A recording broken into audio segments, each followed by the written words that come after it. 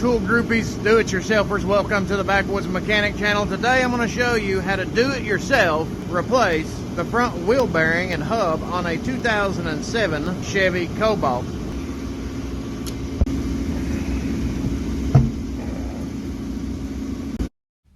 So this is the wheel bearing hub assembly that I picked up from the local AutoZone for this car. It does have the part number on it, does have the wheel speed sensors, you can see right there. This is the Job Smart half-inch drive socket set that I'm going to be using for this job, along with the Tech Pro 3/8 drive socket set. You can check out both tool reviews in the description box below. What you're going to need to start with is a 14mm socket. That's going to be for your brake caliper slide bolts. I'm using the half-inch drive here. I'm going to take apart the one on the top, and then I'm going to move my way to the bottom and go ahead and loosen the one on the bottom and get those slide bolts pulled out of the way. I'm using a 6-point socket so it doesn't round the fasteners off. Unscrew those. Get them nice and loosened up. Then you're going to need a flathead screwdriver. I do got some good screwdriver reviews in the description box below. You just slowly pry on it back and forth until you get the brake caliper wiggled loose. Now once you take that loose, you're going to want to slide it in behind everything, get it up out of the way. You don't want that hose hanging down there because it could potentially damage your brake line. So if you have zip ties handy, you could easily zip tie it up.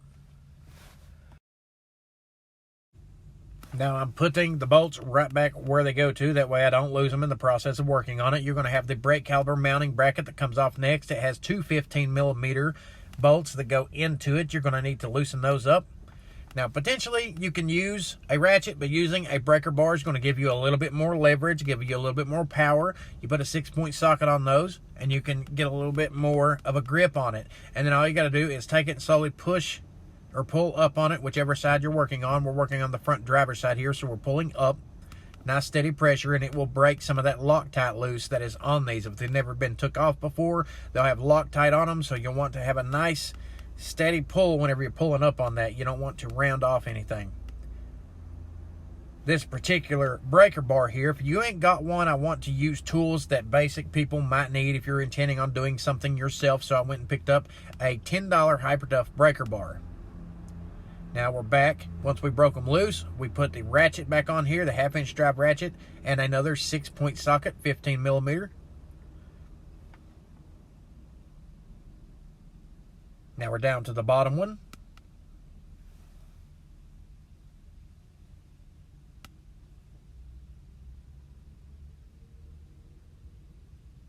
Now we have officially got the mounting bracket off there. It still has the brake shoes in place, and all I got to do is set it to the side, and all of my parts are still together. Then you're going to be removing the rotor in order to access the hub. So now you're going to come over here and look, and you're going to notice that it's going to have a pyramid shape. You've got 3 different bolts, one on the top, one on the bottom of each side. So it is shaped like a triangle with 3 different 15mm bolts. You're going to want to get those out without having to turn the wheel and all that good stuff, which is why having the right tools for the job gets it done quick. I've got the half-inch drive breaker bar from Hypertough, a little 3-inch extension, and a 15mm 6-point socket. Fits right in there on both of the sides. That way I can easily break them loose without rounding off any of the outside of the bolts. And you get in here, you're going to put nice pressure on there, just like you did whenever you took apart the mounting bracket. Take them up and then just crack them loose. You don't want to completely remove them yet because you want to be able to have them loose and ready for the ratchet on each one of the actual bolts.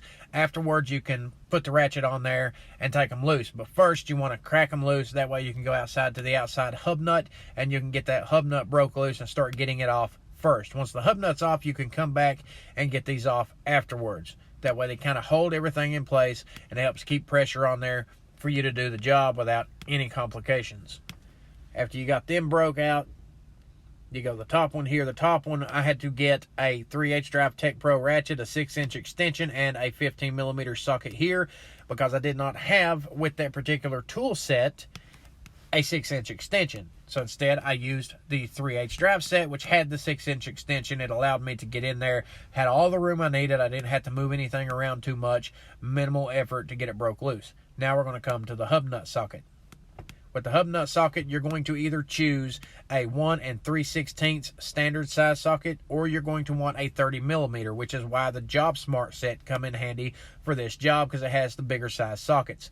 Once again, I put the socket on the Hyper Tough breaker bar, and then I'm going to slowly apply force to this. Depending on who put these on here will determine how tight they are. If it was run up on there with an impact that's never been changed before, it's got a lot of rust, things of that nature, it's going to take some good steady force to break these loose. You don't want to strip a ratchet out with this, so it's better to have yourself a breaker bar handy for these situations, and this one will just cost you $10 at Walmart. That's why I went and picked it up, because this is a do-it-yourself job to help people fix their vehicle with the simplest tools possible.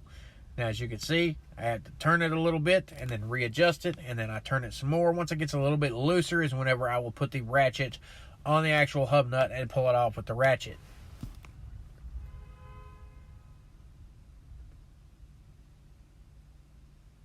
Now it's starting to come looser a little bit at a time, so I'll be breaking out the ratchet next.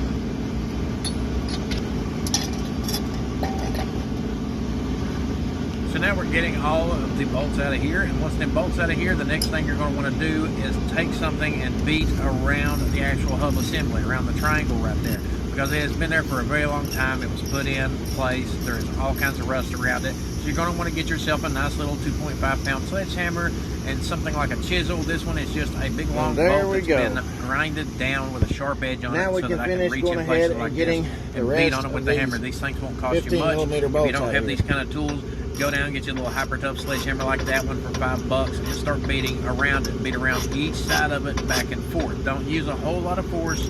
Just kind of tap on it back and forth a little bit at a time, and that will essentially knock some of the rust loose. Then you're going to want to get yourself some deep creep or penetrating oil of some kind. Spray around it, let it do its magic. This deep creep works really, really well, and it will seep in and it'll break everything loose. Now I am putting the hub nut back on here, just a few threads back. That way I can peck on it from the front without damaging the threads on the spindle itself.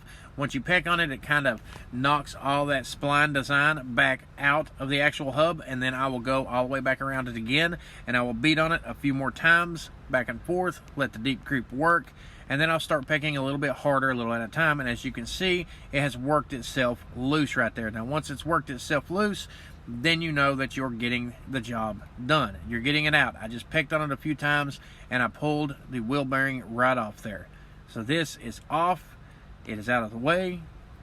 I'm going to pull this out. Make sure that you know which direction this goes in and come off like that right there, because you're going to need to put that back in place. You don't want to damage that whenever you're taking this part loose. Now on the inside, you're going to have the other part of your actual wheel bearing, which is going to be the outside housing of it that your speed sensor or your ABS sensor, your wheel speed sensor is. So before you get that out, pull your new wheel bearing out and sit it side by side with your old one. You always want to make sure that the car parts store did match up the right wheel bearing. Whatever the part is, make sure that they match. Measure each of the holes on them, the lug nut pattern on them, the wheel stud pattern on them. Check everything out. Make sure everything is accurate, because sometimes these stores do mess up and give you the wrong designs. Now on this, you flip it over to the back, you notice the old one is a little bit different, because that housing that holds that sensor is still inside of the housing right here, which we are going to have to get out. Now at this moment in time, if you need to get in behind it there, then you could turn the wheel a little bit, or you can get yourself a chisel. I am using a Proto chisel right here. I've got a little bit of room to get inside there, so I'm going to go ahead and pop the wheel speed sensor plug-in out of the way. That's just a little harness where you mount it in at. You push them little clips, you pull it out of the way, and you unplug it from the vehicle. Then once you push that clip up there, it's unplugged, it's ready to go. Now you need to get the housing out, as you can see right here. Now I do got that little space right there on the side, so that's what we're going to be working with. We're going to go in there with a chisel, and we're going to peck around it a little bit, same as we did before. We're going to get it loose. That way it'll come out easily without damaging anything.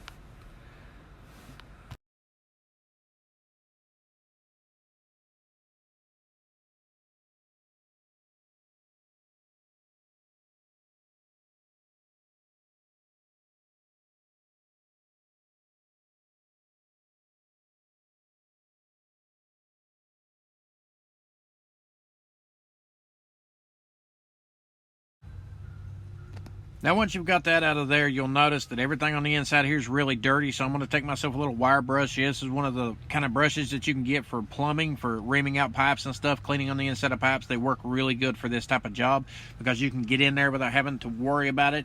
You can go all the way around anything that's in your way, and you can clean it off really good. You're going to want to clean it off so that you don't get nothing hung up when you slide the new wheel bearing in place. As you can see now, it looks nice and smooth, which is going to make for it to be reassembled real easily, especially if you spray some deep creep in here. I don't recommend grease like some people use because I don't like the thought of something potentially loosening up over time, so deep creep will do good for the job. It'll lather it up, lube it up, and it'll make it a little bit easier to slide the new hub assembly back in place. You're going to take that hub assembly, and you're going to have to look at it. There is splines on this. So whenever you're sliding this back in place, you're going to want these splines to be just right because you're going to have to match up your actual bolt patterns. You want it to go through there with the wheel speed sensor going back through the same hole that you seen just a few seconds ago. Whenever you line it up, you go ahead and feed that speed sensor plug through there, and you set it on the shaft. Once you start setting it on the shaft, you can pretty well see if it's going to line up or not, and then you slowly wiggle it back and slide it back to where it goes.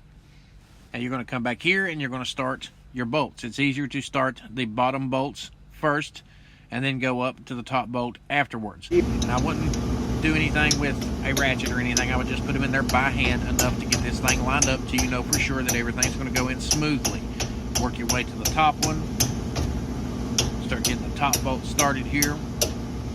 Now this one's a little bit difficult to get to, so I do got my hand on a 6-inch extension. Now everything looks nice and lined up. The shaft is through the inside there. There's your wheel speed sensor. All the splines are locked up, so you're going to want to put your washer back on there, and then you're going to get your hub nut to start threading it back on. Now after you start tightening this up and pulling the shaft back to it, then you'll go in behind there and you'll start tightening up your 15mm bolts all the way around it, a little at a time.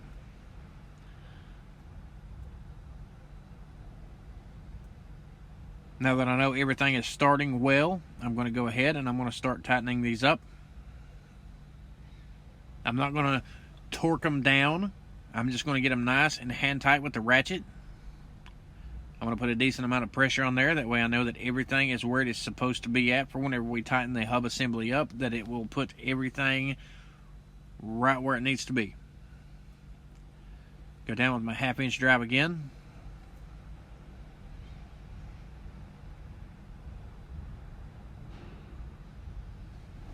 Got one more to go here.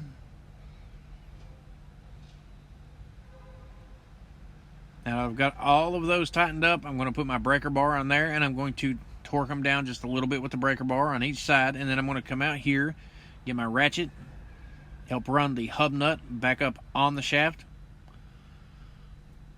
This is just the faster way of doing things as opposed to using the breaker bar. We will use the breaker bar last. On these, you do want to make sure that they're nice and tight.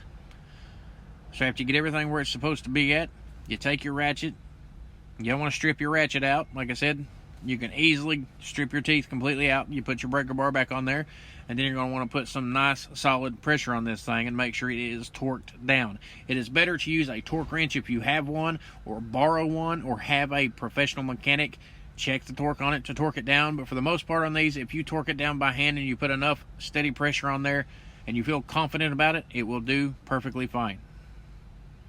But always, if you doubt yourself, get a second opinion. Then we will plug up our wheel speed sensor. Once it is plugged up, we will slide it back in place.